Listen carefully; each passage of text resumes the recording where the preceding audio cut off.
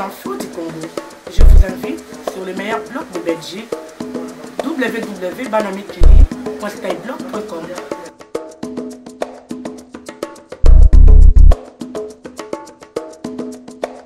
Au Congo-Brazzaville, le PCT, c'est le parti au pouvoir, a planché très tard cette nuit sur le débat constitutionnel.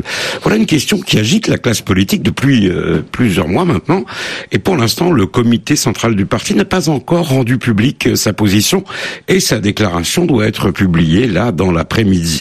Alors, selon quelques indiscrétions RFI, le scénario d'un changement de la Constitution en vue d'une nouvelle candidature de Denis Sassou Nguesso en 2016 est cependant celui qui a été adopté. Laurent Corot, bonjour. Bonjour. Alors voilà un scénario, mon Dieu, qui n'est pas très simple à mettre en œuvre, juridiquement en tout cas. Alors oui, il n'est pas très simple à mettre en œuvre parce que pour pouvoir se représenter, Denis Sassou Nguesso doit pouvoir faire tomber 3 murs juridiques. Le premier, c'est celui de l'article 57 de la Constitution, un article selon lequel le président de la République ne peut se représenter qu'une seule fois. Or, Denis Sassou Nguesso a été élu une première fois en 2002, réélu en 2009. En l'état actuel de la Constitution, il ne peut donc pas se représenter en 2016. Le second mur juridique à faire tomber, c'est celui de l'article 58. Un candidat à l'élection présidentielle doit être âgé de 70 ans ou plus à la date du dépôt de sa candidature. Denis Sassou Nguesso est né officiellement en 43. Il a donc d'ores et déjà 71 ans. Il est déjà trop vieux selon la loi fondamentale pour se présenter. Et puis il y a un troisième mur juridique à abattre, l'article 185 de la Constitution. Et c'est cet article qui rend le débat constitutionnel particulièrement épineux au Congo parce qu'il dit que le nombre de mandats du président ne peut pas faire l'objet d'une révision constitutionnelle. Cela veut dire que pour permettre une nouvelle candidature de Denis Sassou Nguesso dans les formes, il faudrait non pas retoucher la Constitution de 2002, mais en adopter une nouvelle. Laurent Corot. Le peuple congolais est fatigué, totalement fatigué, jusqu'à la moelle épinière.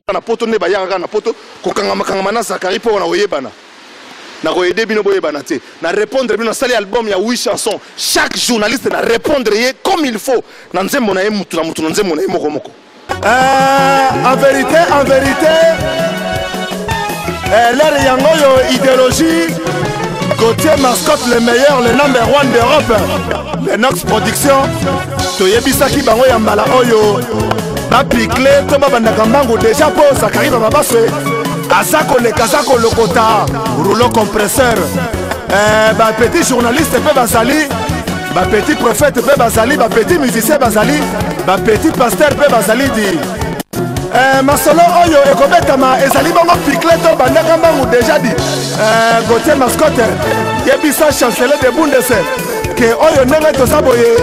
Richman Ansi le seul Maelekina Titi le Valois Tango Balongola Gaëlian na poto en plein hiver à Bosani Tala Ndenga ba petit baluki makambo ngana na méchant ko sakanate na kolia moko na kosala bango liboke ambikadi idéologie balobi eza idéologie ya nganga ye moko santel aluki Zakari na basa koma mokonzi Tala petit côté assez.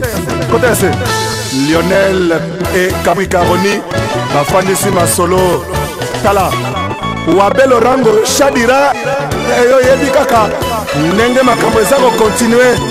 Tala, Awa Ngai na koti makambo ya ndule beleba pikle, Awa na koti makambo ndule beleba pikle, Po oye zali pikle to bandaka mbangu déjà, Masolo ya ba grand prêtre, Zakari ba base leader, ya ba journaliste golo polémique, muta sala ke journaliste tabo na chemise propre, yeyo, muta koti sa polémique na mikili, abeti sa ba plaire ba zénith ba Bercy, Ngai yeyo, tuna jide kadeko, tuna ba divé.